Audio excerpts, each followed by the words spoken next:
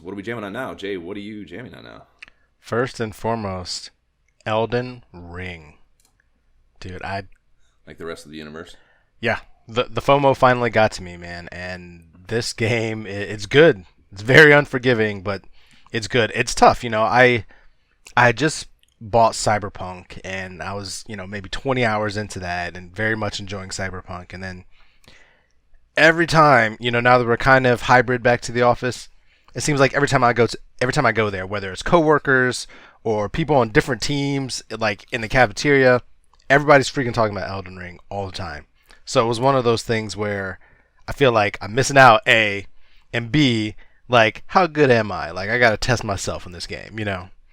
So I had to pull the trigger, and I'm sucked in. And How close to The Witcher is it?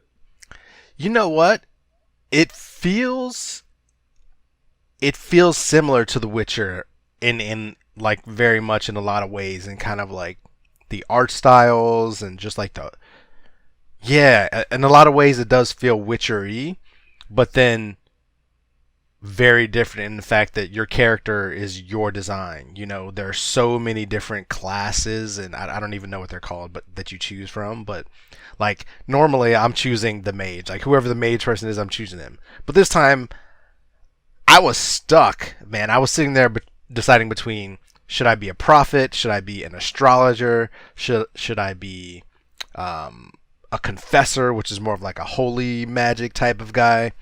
And so like the fact that I sat and thought about that for far longer than I normally do was good. And now, even though I'm in the game, as I'm the way that the leveling system is built out, it's so good. Like I'm sitting there making like spending so much time deciding like what do I want to be. Like okay, I chose to be this guy. Like I should maximize this. However, I know I need a certain amount of strength to wield this weapon over here. Is it like Skyrim in the sense that?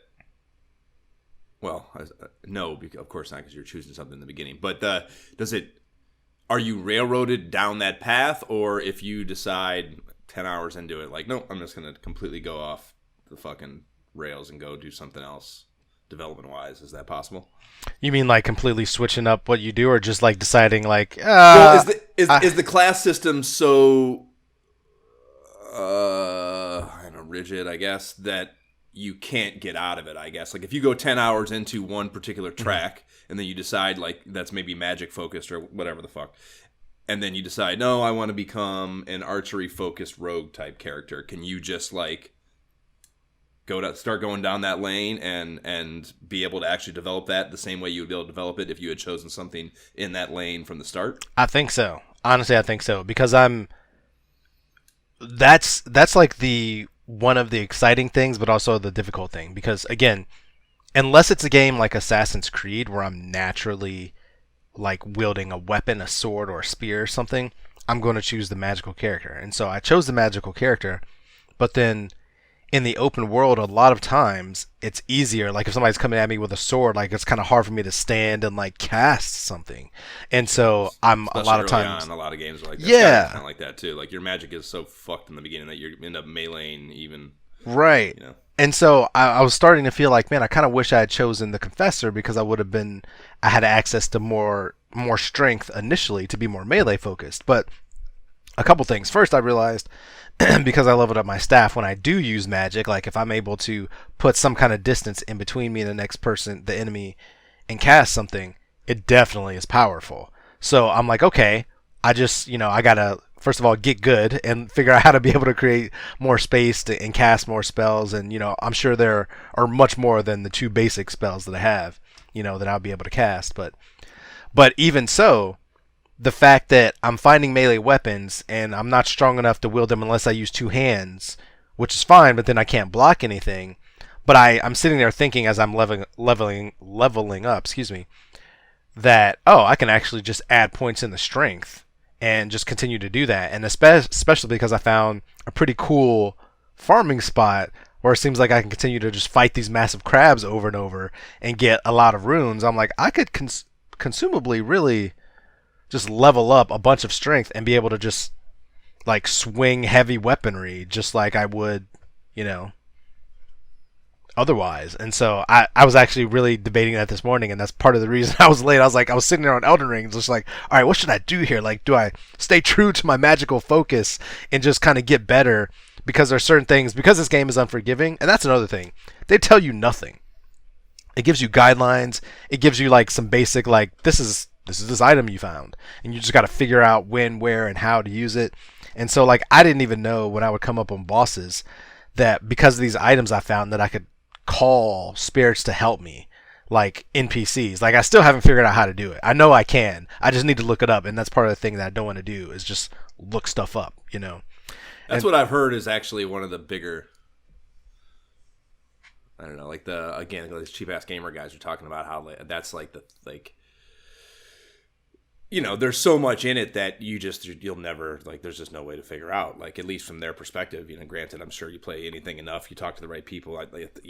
I was almost have to assume that it's somewhere in there. I think maybe just the traditional modern gamer is not equipped / patient enough to find that answer in a game organically, because everything is fucking spoon-fed to you, everything anymore. So I assume it's there, but that's what I hear people bitching about a lot. And like, the one guy's like, I don't want to have to look something up online every 10 minutes. I just don't want to do that, And I wouldn't either, but I also don't want to spend 4 weeks slam my head into a wall trying to figure something out that I can't figure out. And that's impossible to figure out. Yeah, exactly. I'm the same way. And so I'm minimally looking things up, but only because it's like I would try to do something and it feels like, for example, I have to kind of follow the guidelines and kind of go like northwest, but I'm like, this is an open world, I'm going to go east, but I'm like, it feels like I keep dying or something if I go that way, but I have to be able to go that way. What am I missing? And so I was just trying to figure out, like, what am I missing here? Like, is something off?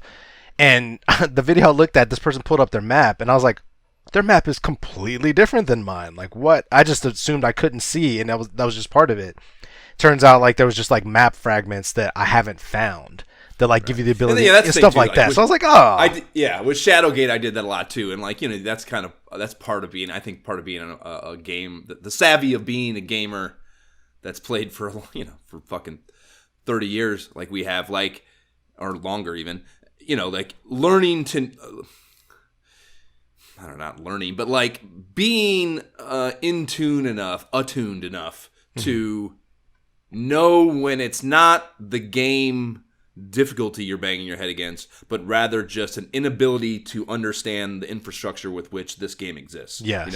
Like I did that a lot with Shadowgate. I talked about a lot. Like there were most of the time there were puzzles I had a hard time with too. A few of them I think, but most of the time when I would have real difficulty, it would be because I didn't understand how this worked. I didn't understand how, especially that's a VR game. Like sometimes it's just how to literally, like, I know what I want to do and I think I know what the solution is. I just can't functionally get to it because I don't know the flowchart of buttons or whatever it might be to achieve the thing. It's not the matter. Yeah.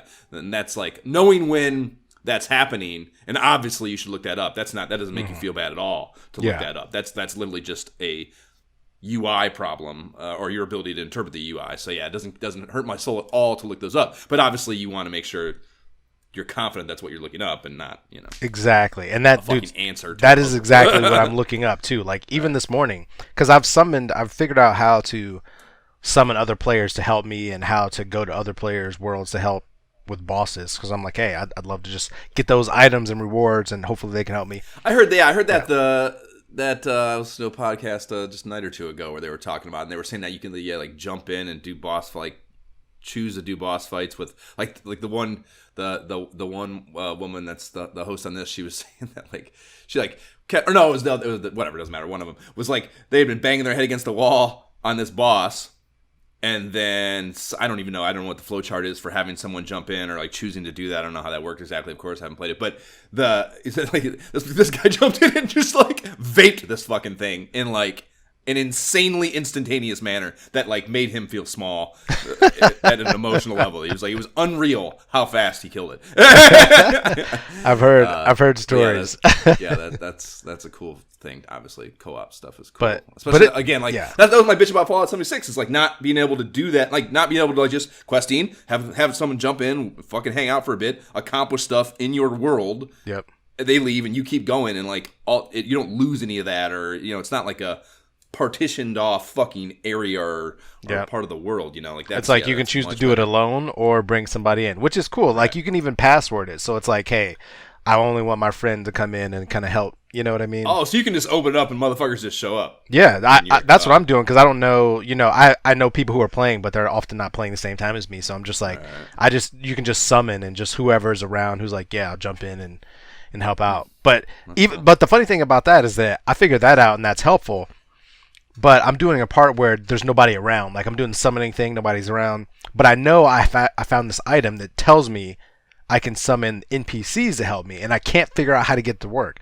So this is an instance in which I'm sitting here like, I looked it up right before we got on our podcast. So when we're done, I'm gonna go do it, because I'm like, why can't I get this to work? Like this tells me I should be able to get these guys to come and fight with me. And was it just a functional misunderstanding, or was it? Yeah, it seems like it's just like, hey, you can use this in certain places you can, certain places you can't. So I'm like, all right, maybe I just tried it too close, like right outside the area instead of like closer to the stake or something. You know what I mean? So I'm gonna go figure it out.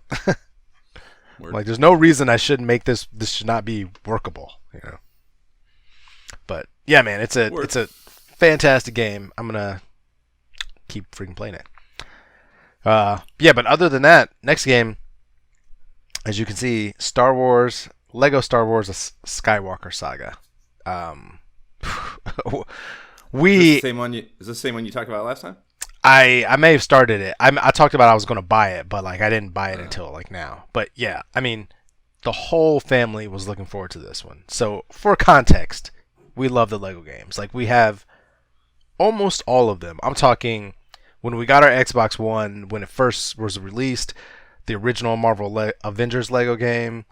Then we got Lego Movie, Lego Movie 2, Lego Worlds, Lego Hobbit, Pirates of the Caribbean, Batman 3, City Undercover, DC Super Villains, Harry Potter. I mean, should I go on? We love the freaking Star Wars games. Shareholders love you. Right?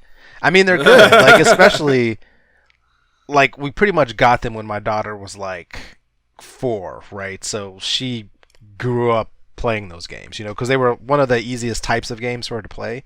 And who doesn't love Legos, right? So anyway, so we love them. But we had the Xbox 360 version of Lego Star Wars, which was supposedly like the complete saga. And it's the Xbox 360 version. And so it's just too old. Like when you play it versus newer versions, like the characters can't talk.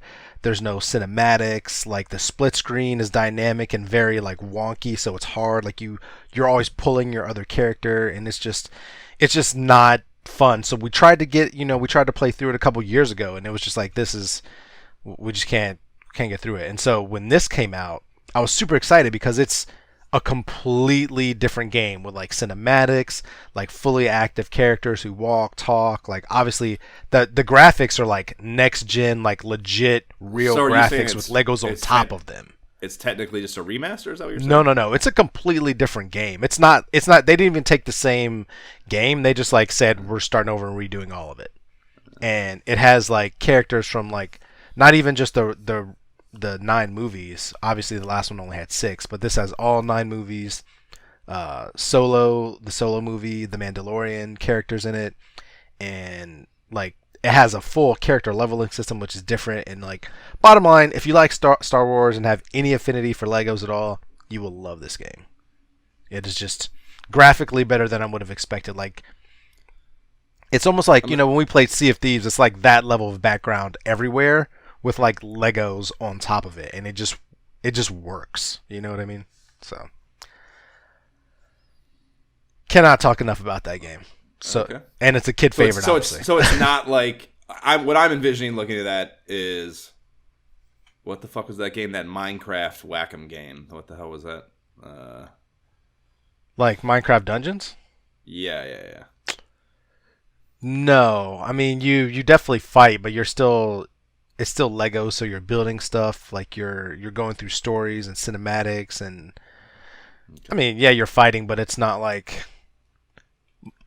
It's not a dungeon I just mean crawler. In that kind of like, it's just kind of like Minecraft, the dungeon games, it's just kind of like just jamming that button is really all it was.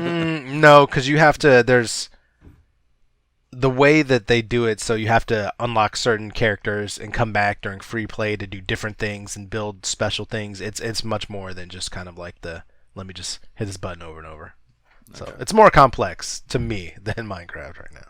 Word. I mean, Minecraft has its own thing. Let me not disrespect Minecraft, but Well, I'm just talking about the dungeons. I've never, we've discussed Yeah. played the actual Minecraft, just that dungeon crawling game. Okay, word. but high quality. But then, man, also Trivial Pursuit Live 2.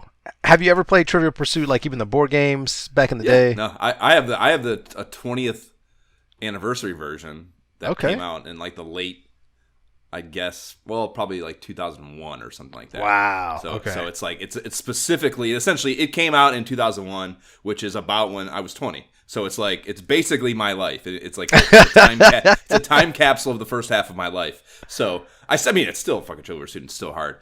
But yeah, I've had that. It's one of the few things I like still have from college. In all honesty, like there's like only a handful of, especially like a board game that has just made it through everything. And yeah, it's so yes, I have. I dig Trivial Pursuit. Nice. Sure.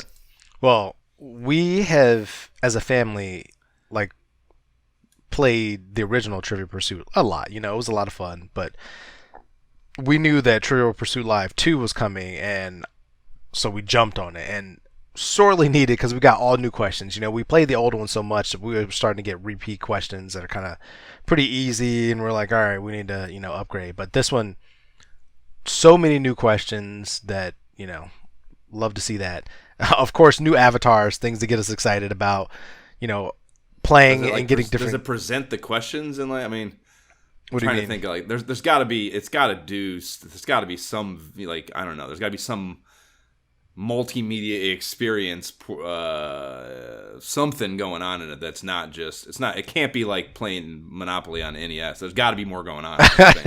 Well, it has yeah. to, I mean, like this, aren't the questions like video? Like what the fuck? Like is it? It's got to have some sort of heightened functionality. There's not really video, but there do.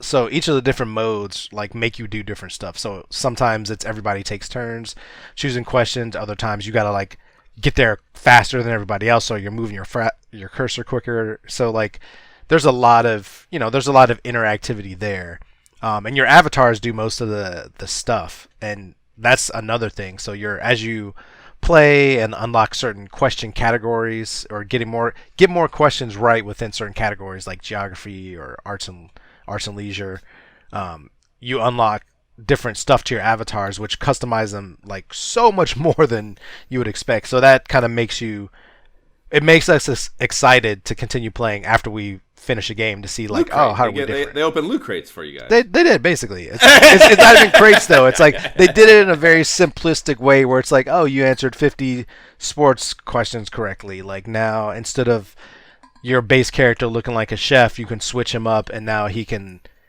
look like a basketball player or something, or, and each of those also has different kind of, it's definitely not just kind of like skin swaps.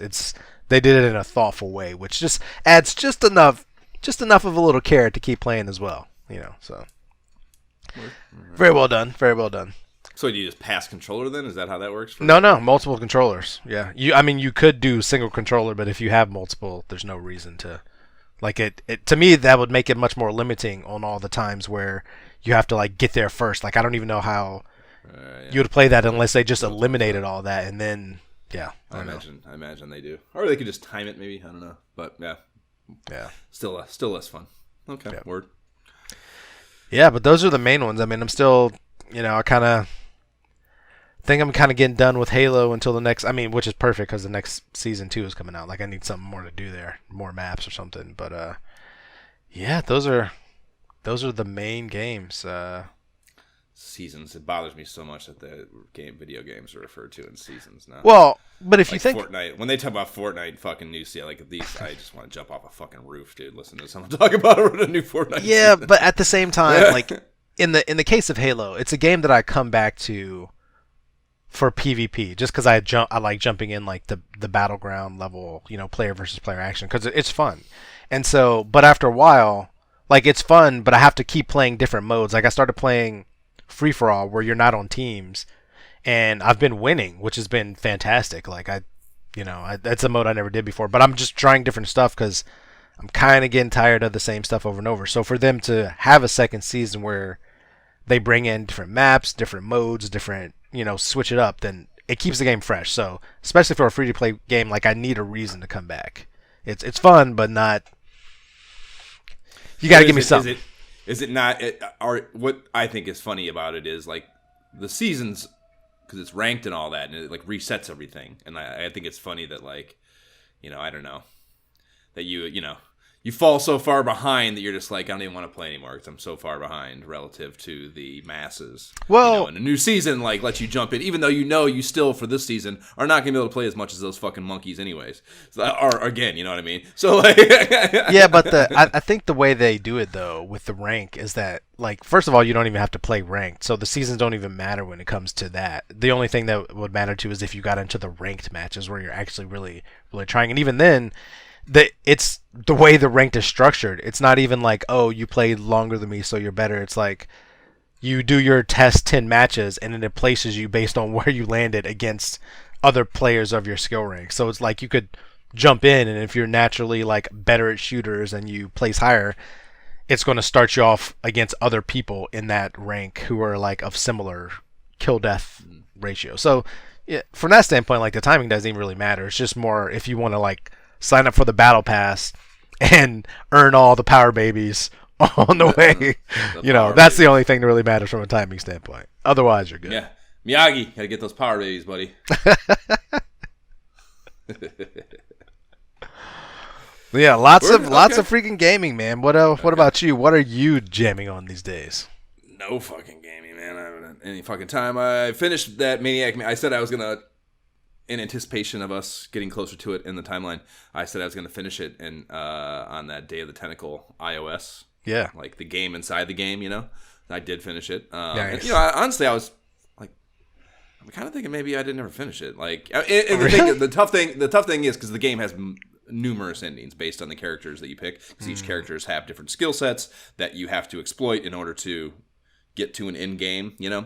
So it's distinctly possible that I finished it, but it was a completely different ending, so that's why it seemed so unfamiliar to me. But yeah, I finished it, and it felt very unfamiliar to me. So I don't know if I'd ever finished it before or not. But pretty cool, pretty fun. Surprising, it's I don't know. It's like we were talking about with the Final Fantasy shit in the last side quest episode. It's just like your childhood perception of difficulty and like the time spent and like the magnitude of your accomplishment. All that is just completely different. 40-year-old adult. It's like I finished it and I was like, that was way easier than it seemed. Right? But cool nonetheless. And it is just a fantastic game. And like I just can't if you, I've said it a million times already, but if you get past the interface, I think like an adult experiencing that for the first, like if you've never played that game and you're able to, like fucking look past that clicking shit and the rough ass interface they have, like the game in there is so fun and interesting and well done and smart and just original. It's just such a wildly original video game or story. I think if you get past all that stuff, it'd be really cool to experience for the first time. Nice. So yeah, that's it, man. Other than that, playing fucking Walkabout a shit ton, of course, because it's literally such a like pick up and kind of like your Halo match is just like I only have to spend 11 minutes doing this, and maybe it's time for bed. Yeah, fucking work's super fucked right now. I've basically taken work. I'm gonna be. I have a thing that starts the 21st, finishes on the 23rd. I got one day off. Start another thing on the 25th to the 3rd of May, and then I'll technically already be 2 days into a feature shooting through the beginning of June in Malibu. So like, fucking. Got to make that Buffalo Bills money, but yeah, pretty much working nonstop for like 2.5 months, which is not how my life usually goes. Gotta do it. Well, it lines up with me. I think I'm gonna be pretty busy as well the next 2 months, also. So, man, we'll figure it out. So let's talk about this fucking magazine.